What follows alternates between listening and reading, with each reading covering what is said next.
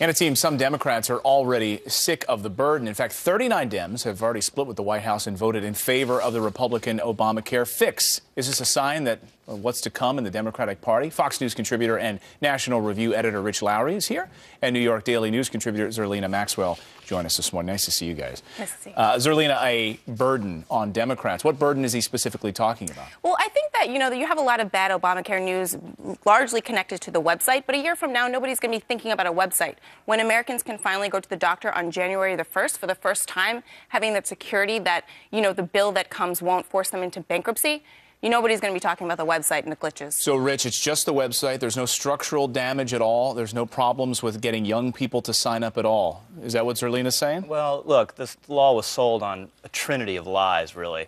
Obama said you can keep your insurance if you like it. Not true.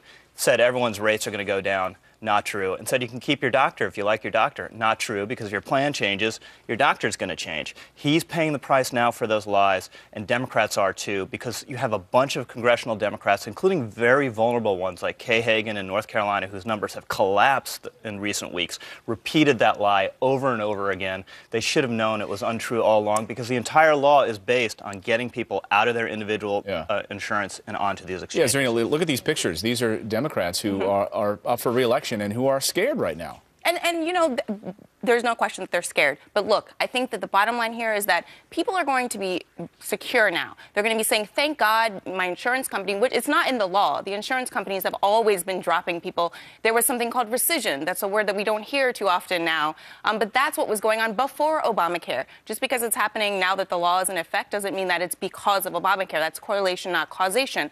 Now, I think that Democrats are a little bit scared, but they need to stick together here, because this is how we got to this point. Americans needed health insurance, and Democrats gave it to them. Republicans blocked it all the way along.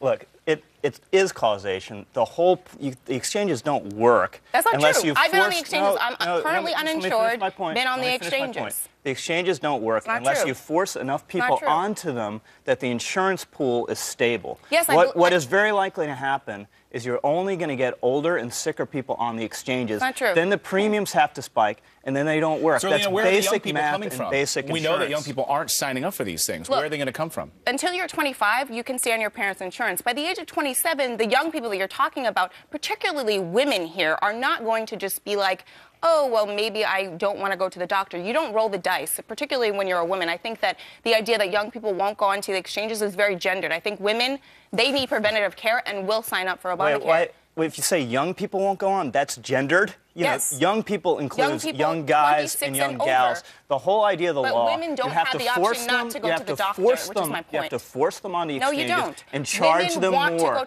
The regulations were written to cancel these policies because they're so-called substandard. They are That's the whole point of the law. Right, but then you're canceling them. Then you're admitting it. You're admitting that you're canceling them because they're substandard. Well, you're talking out of both sides of your mouth, because you're saying it's just the insurance companies that are doing this. Now you're admitting that you've written the regulations that define them as substandard and cancel them. They are substandard.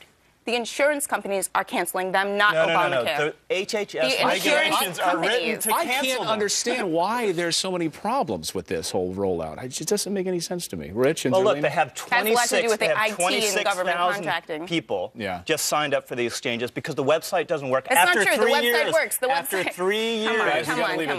Well, the president admits the website doesn't work. It didn't work in the beginning. You know something the president doesn't? Yes, because I've been on the exchanges myself. Continue this in the commercial break. Rich and Zerlina, thanks for joining us this morning. Thank you. Coming up here on the show, he's the dad and one of the head of his son's school.